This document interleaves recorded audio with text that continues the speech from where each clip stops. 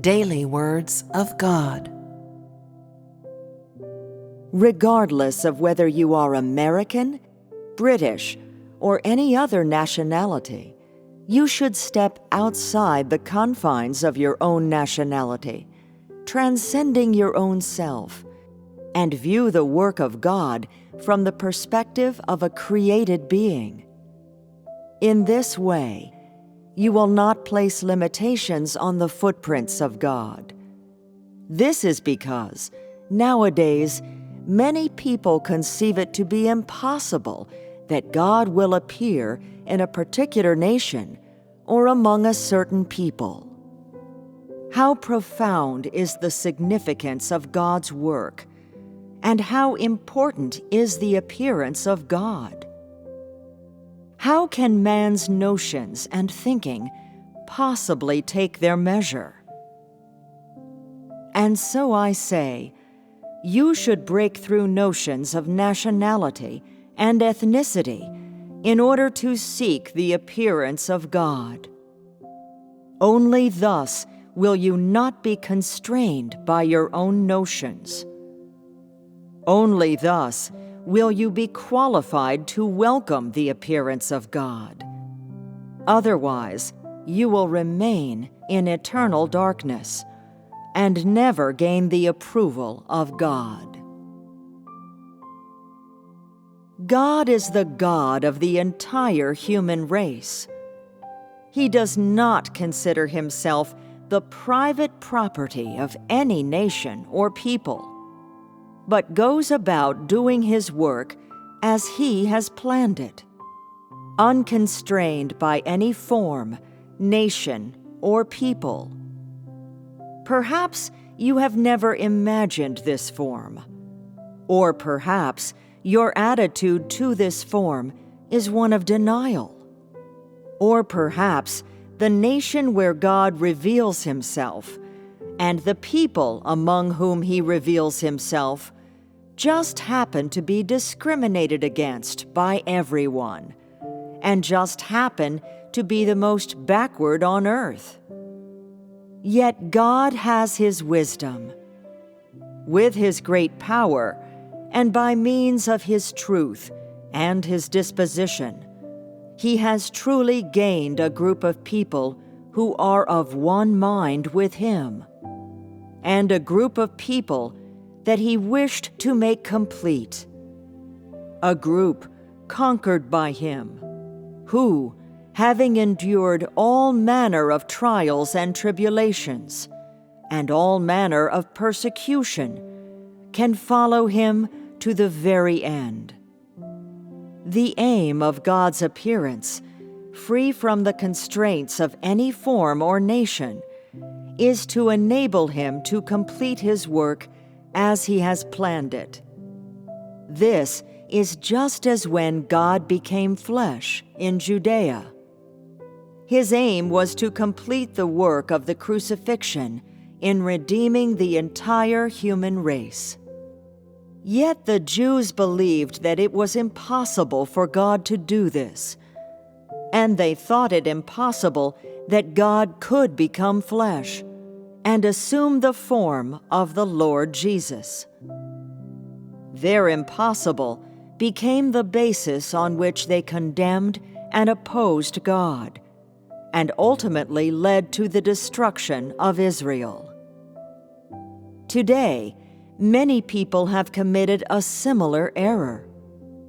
They proclaim with all their might the imminent appearance of God, yet at the same time condemn his appearance. Their impossible once more confines the appearance of God within the limits of their imagination. And so, I have seen many people break into wild and raucous laughter after coming upon the words of God.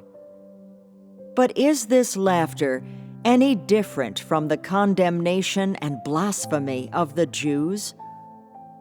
You are not reverent in the presence of the truth. Still less do you possess an attitude of yearning. All you do is study indiscriminately and wait with blithe unconcern. What can you gain from studying and waiting like this? Do you think you will receive personal guidance from God?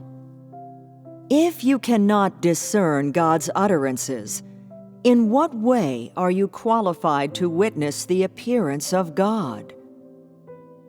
Wherever God appears, there the truth is expressed, and there the voice of God will be. Only those who can accept the truth will be able to hear the voice of God, and only such people are qualified to witness the appearance of God. Let go of your notions. Quiet yourself and give these words a careful reading. If you yearn for the truth, God will enlighten you, and you will understand His will and His words. Let go of your opinions about the impossible. The more that people believe something is impossible, the more likely it is to occur, because the wisdom of God soars higher than the heavens. God's thoughts are higher than man's thoughts, and the work of God transcends the limits of man's thinking and notions. The more that something is impossible, the more it has truth that can be sought. The more something lies beyond man's notions and imagination, the more it contains the will of God. This is because, no matter where He reveals Himself, God is still God, and His substance will never change on account of the location or manner of His appearance. The disposition of God remains the same, regardless of where His footprints are.